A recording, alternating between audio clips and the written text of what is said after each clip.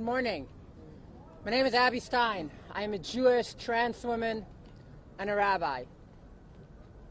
I want to talk to you specifically about the, I don't even know what to call them, hate messages, where people are trying to divide us and trying to get the Jewish community to speak out or to blame people of color for the rise of anti-Semitism.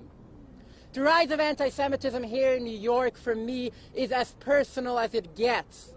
I grew up across the bridge in Williamsburg in the Hasidic community.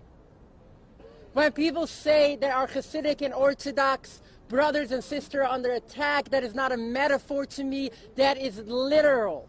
My 12 brothers and sisters, my 10 in-laws, my parents, my grandparents, my dozens of nieces and nephews and hundreds of cousins all live in the Hasidic community.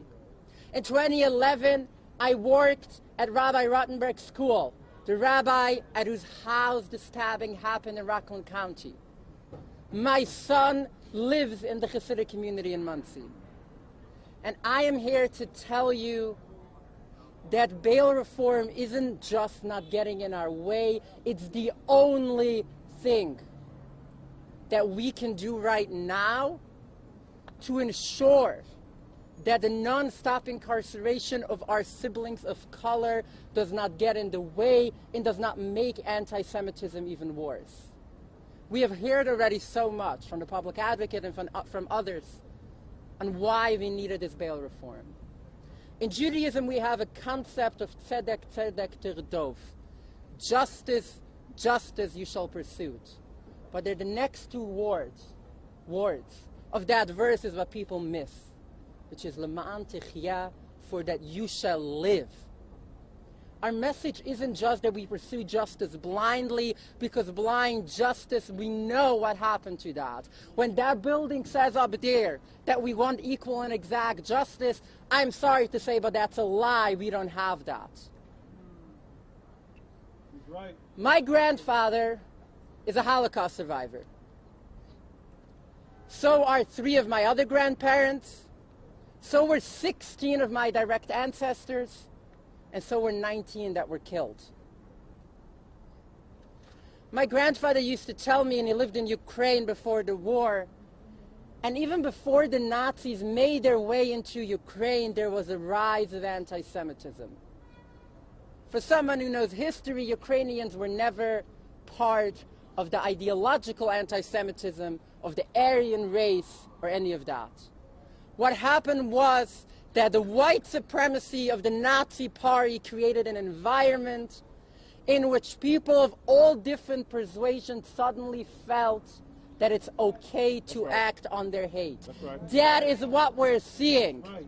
Since the current occupant took up the White House, there was a rise of 57% in anti-Semitism.